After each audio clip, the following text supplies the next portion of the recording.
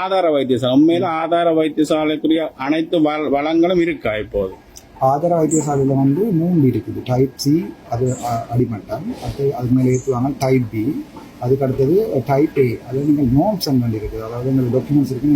நீங்கள் பாருங்க அதில் இருக்குது. டைப் பிக்கு வந்து ஹார்ட் டிரைவ் இருக்கலாம், டைப் சிக்கு உள்ள ஹார்ட் இருக்கலாம், டைப் ஏக்கு உள்ள ஹார்ட் இருக்கலாம் இருக்குது. இந்த அது நீங்கள் கம்பேர் பண்ணி பார்க்குறேன்னு சொன்னால் இப்போ சவுத்தில் உள்ள டைப் பி ஹாஸ்பிட்டலுக்கும் யாழ்ப்பாணில் உள்ள மற்ற சவுத் டைப் பி ஹாஸ்பிட்டலும் இதையும் கம்பேர் பண்ணி பார்த்தா வந்து சரியான வித்தியாசம் இருக்குது. அதாவது வந்து இது வந்து டிவிஷனல் ஹாஸ்பிட்டல் ரேஞ்சு, அதுக்கு அடியில் இருக்கிறதா டிவிஷனல், அதோட இருக்கிறது பிஎம்சியூ.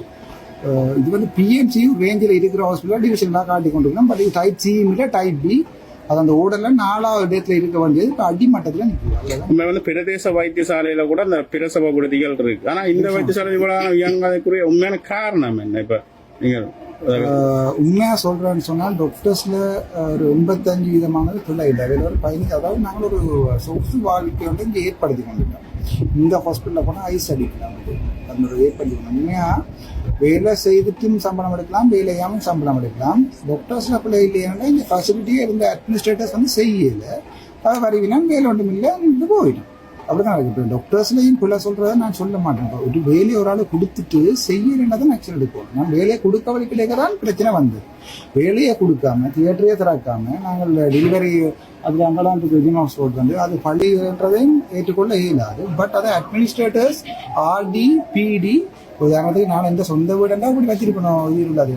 நீங்கள் வந்து இப்போ தொடர்ந்து வந்து நீங்கள் ஆட்சியம் வந்து கருத்துக்களை தெரிவிக்க வந்து உங்களுடைய உயர் அதிகாரிகள் மட்டத்திலிருந்து ஏதாவது அச்சுறுத்தல்கள் வந்து கொண்டிருக்கா, இல்லை தொலைபேசி அழைப்புகள் ஏதாவது வந்து உங்களுக்கான விடயங்கள் அழுத்தங்கள் ஏதாவது உபயோகிக்கப்பட்டு கொண்டிருக்கா தொடர்ச்சியாக? உயர் அதிகாரின்னு சொன்னால் தெண்டா பிரிப்பேன் யாழ்ப்பாணம் மத்தியம் வந்து மத்தியானன்றதை நான் கடவுள் மாதிரி சொல்லி தப்பான்னு சொல்லுவேன். சிங்கள இருந்து அப்படின்னு கேட்டி விழுந்தேன்.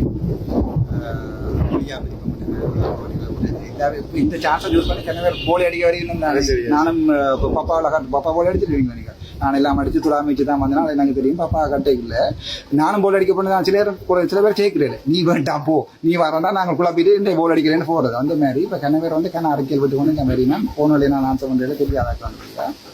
2ஆம் பிரிப்பம் யாழ்ப்பாணம் மற்றது மத்தியம் வச்சுன்னு சொல்லி அதை வந்து சரியான இதை நீங்கள் தமிழ் சிங்களம் மட்டும் பிரிச்சு ஆள்றது பிரச்சனை இல்லாதே நாங்கள் இதோட இல்லாமல் பண்ணணும்.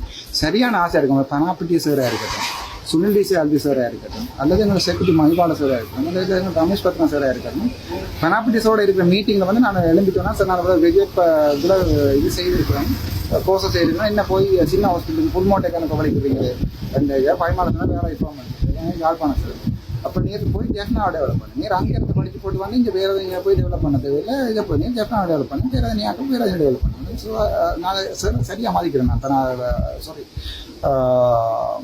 மைபால சார், கனாப்பட்டி சார், மைபால சார், மற்றது சுனில் டிஎல்பி சார், அதெல்லாம் வந்து கடவுள் மாதிரி சிங்கிளி சொன்னாலும் கடவுள் மாதிரி தான். பட் அதுலேயும் ஒரு கருப்பாடு ஒன்று இருக்குது டாக்டர் அத்தப்பத்துன்னு சொல்லி, அது எல்லாருமே அவர் சம்மந்தம் அனுப்ப முடியாது. அவர் 2 அப்பாயின்மெண்ட் இருக்கிற டிஃபெக்ட்ஸ் அடிச்சவர், டிஃபெக்ட்ஸ் அடித்து மாற்றி ஸ்கேரிஸ் நாங்களோட சேர்ந்து என்ன சொல்லியிருக்கார். இப்போ ரமேஷ் பத்மா சார் இப்போ கேட்டுக்கொண்டிருப்பாருந்தா, if somebody is translating this kind of conversation please convey the information to Ramesh Padma sir as well. அவர் சிங்களமன் வழியாக சொல்லியிருக்காங்க. ஜாழ்ப்பாணத்தில் இருக்கிற வந்து நான் இப்போ சொல்லுவேன், என்னதான் வெள்ளை அடித்தாலும் அந்த அது கருத்து போட்டு போட்டால் தெரியும். நான் வெள்ளை அடித்து மேக்ஸிமம் ட்ரை பண்ணி கொண்டு வந்தது. இப்போ பெயிண்ட் தான் உருவி வருது. அதுதான் இப்போ நீங்கள் வந்து அச்சம் வந்து கருத்துக்கள் தெரிவிக்கின்ற போது இன்னொரு பக்க சேர்ற கருத்துக்கு மத்திய அமைச்சினுடைய அதிகாரம் வந்து உங்களுக்கு இருக்கு அப்படின்ற ஒரு கருத்தியல் இருக்கு. அது உண்மை? மத்திய அமைச்சிட்ட அதிகாரம் இருக்கிறாங்க இல்லை இல்லை நான் சொல்கிறேன். எங்கிட்ட இப்போ இவர் இருக்கார் தானே, பார்த்தவங்க தான் தெரியும். எங்கள்கிட்ட அமைச்சு செயலாளர் மைவாலசருக்கு எதிரா இந்த எனக்கு அப்பாயின்மெண்ட் வரதுக்கு 3 நாள் ஹியூமன் ரைட்ஸில் போய் மைவாலசர் விட்டது பிள்ளை எந்த அப்பாயின்மெண்ட் லெட்டரில் வந்து இவர் டிஃபெக்ட்ஸ் அடிச்சுட்டே இருந்து அடித்த கொப்பி ஹியூமன் ரைட்ஸில் போய் கேளுங்க, லெட்டர்லாம் தரேன்னு கேளுங்க. அதுக்கு பிறகுதான் தெரியும் மைவாலசர் பிள்ளையோட எல்லாமே ஒரு கருப்பாடு அத்தை சார் அதுக்குன்னு சொல்லி மைவாலசர் எனக்கு சைன் பண்ணி அப்பாயின்மெண்ட் லெட்டர் வெளியால் தந்தா பிறகு இவர் அதிலே அந்த டிஃபெக்ட்ஸை கொடுத்து கேஸ் அதையும் பாவம். அதுக்கு இங்கே இருக்கிற அடக்கம் விஷயம் தெரியாது. நம்புறான கேஸ்வரனு இப்போ 10 நிமிஷம் நம்புறது தானே. அப்போ இங்கே பிரச்சனை தானே. இப்போ இவனை டிஃபெக்ட் அடிச்சு இந்தியாவிலே வச்சிருக்கோன்னு போட்டு அதை பற்றி சார் எனக்கு சொன்னது, நீ மினிஸ்ட்ரியில் இருந்து நீ மினிஸ்ட்ரிக்கு இல்லாமல். அப்போ நான் எனக்கு பயம் இல்லைன்றதை நான் சொல்கிறேன்னு சொன்னால் இதோட இன்னொரு இன்கொயரி ஃபார்ம் பண்ணி விட்டுனா சந்திரநாயக்கா சார் அந்த அப்பாயின்மெண்ட் எடுக்க அந்த கிழமை மினிஸ்ட்ரி கேண்டிடேட் தாரமாரா பேசி போட்டேன். எந்த பஸ் இருந்தாலும் வந்து பேசினா கூட தானே அந்த 10 மணிக்கு பேசணும் 10:30 கடை மணிக்கு மைவாட சேர்த்து போட்டால் அடுத்த அப்படியே இங்கே ஸ்டார்ட் பண்ணிக்கலாம் பேசினாக்கி இங்கே ஸ்டார்ட் பண்ணிக்கலாம் அதே மாதிரி வந்து மைவாட சேரோட சேர்ந்து மைவாட சேருக்கு நான் அடித்த கொப்பின்ற ஒன்றை மைவாட சேருக்கு டிரெக்ட் கொப்பி கொடுத்து போட்டு டைம் அடிச்சு டைம் எடுத்துட்டு போயிட்டேன் சார் அதை வாய்ச்சா அப்புறம் அடுத்த நாள் விடிய அத்தப்பட்டு சாரை கூப்பிட்டு அவனுக்கு நீ சாவத்திரிக்கின்ற கூடந்து நீ செய்த ஊட்ட வேலைக்கு நான் இனிமேல் சைன் பண்ண மாட்டேன் காய்ச்சிருக்கேன் நான் கெஸ்ட் பண்ணுறேன் அத்தப்பட்டு சாரையே சைன் பண்ணேன் அவர் தான் டிரெக்ட் எடுக்கிறார் நீயே சைன் பண்ணி இது போல் 4 செக்ரட்டரின்னு சொல்லி அத்தப்பட்டு சார் சைன் பண்ணி இது அதுக்கெல்லாம் எடுக்கிறேன். இப்போ உங்களுடைய நிலைப்பாட்டின்படி இன்னும் இந்த ஆதார வைத்தியசாலையை பரிபூர்ணமாக மாற்றுவதற்கு இவ்வளவு காலம் உங்களுக்கு தேவைப்படும் நினைக்கிறேன் உங்களோட ஒரு மனநிலையை பொறுத்து?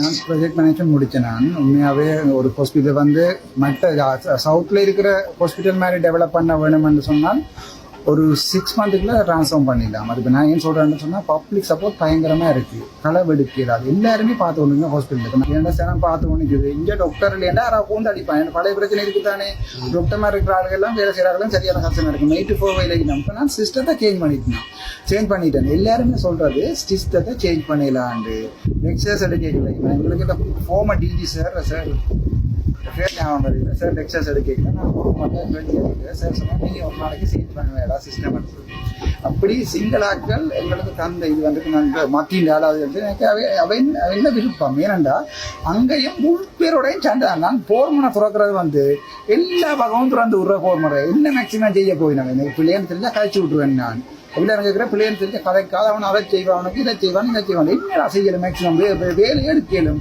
இப்போ பிஎம்பி போய் செய்து போட்டிருக்கிறேன் மாஸ்டர்ஸ் ப்ராஜெக்ட் மேனேஜ்மெண்ட் லிங்கில் ஒவ்வொரு நாளும் வந்து கொண்டு இருக்குது அப்ளை பண்ணால் பரவாயில்ல. இப்போ இருக்கிற சிச்சுவேஷனில் நாம அமெரிக்காவுடன் உயிர் பாதுகாப்புட்டா அசைலம் அடிச்சு போட்டு அங்கேயே இருக்கலாம். நான் யாழ்ப்பாணத்தை விட்டே போக மாட்டேன். அதுக்கு வந்து இலங்கை விட்டு போகிறத என்னோட நடக்காது.